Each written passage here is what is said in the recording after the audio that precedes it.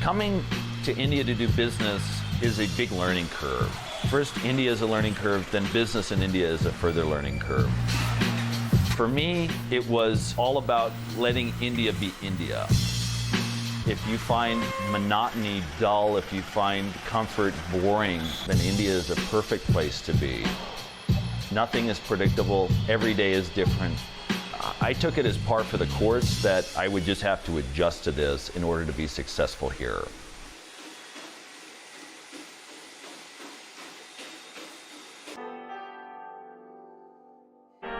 My name is Bert Mueller. I'm 35 years old. I live in Bengaluru, India, and I moved here in December 2011.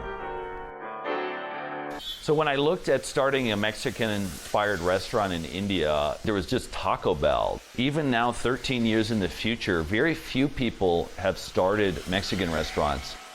Today, with California Burrito, we have 103 stores. This journey from 1 to 103 stores has taken us almost 12 plus years. When we started our first store, in our first financial year, we did about $500,000. Last year, we did $23 million. It's at about 85 rupees to the dollar.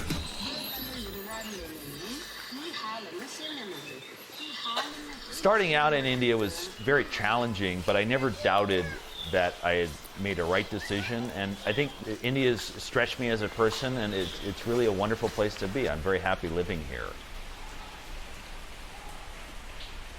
The apartment I stay in has 3 bedrooms. It's a duplex, and it costs me about $1,200 a month.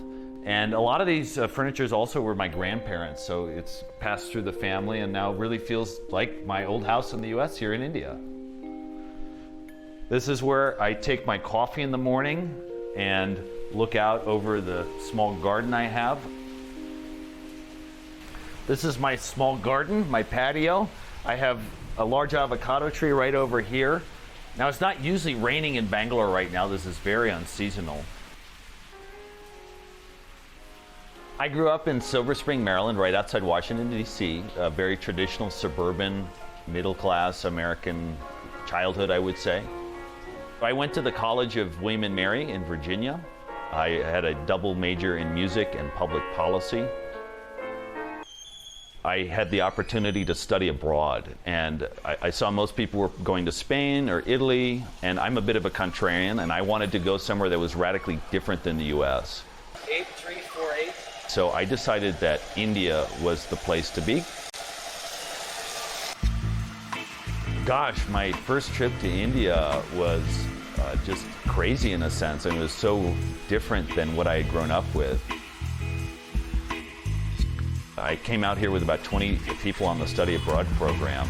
Some people got sick. Some people, didn't like the food. It didn't treat their system well. I was certainly someone who blossomed and was very comfortable navigating India, whereas most other people in the program weren't.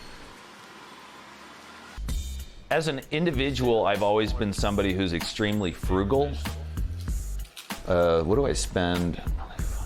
In terms of groceries, I spend anywhere between $150 to $200 a month. Once I came to India and then I went back, I never wanted to have Indian food in the US again because whatever I'd had in India was so good, everything else paled in comparison. On eating out, it's probably another $200 a month, maybe $400 if it's a very active month. The challenges of living here is it can be frustrating to get things done. Patience is kind of the right strategy usually. They say fortune favors the bold. I would say India favors the patient.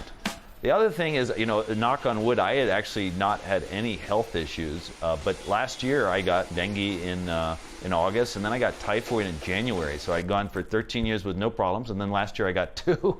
So, there are health issues that can arise that would not happen in the US, and these are not small issues. All the people in our program were living with families. One of my friends was of Mexican origin, and one day I came over to her house and I saw she'd made this food for the family she was living with, and they were loving the food. As soon as I saw that, I thought, that maybe this was something I could do. I could bring Mexican-inspired